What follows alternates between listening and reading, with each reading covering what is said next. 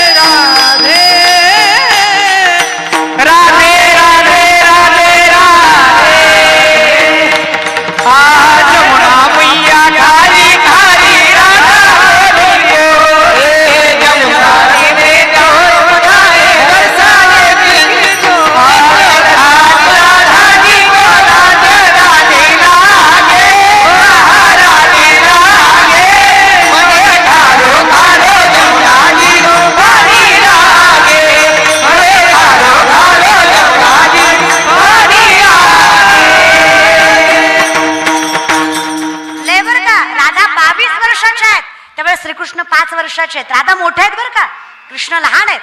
राधेला नवरा आहे. जेव्हा देव रांगतोय अशा राधा दारात न चालल्या आणि यशोदा मातेला कृष्णानं सांगावं, राधिका गोरी से बिरज की छोरी से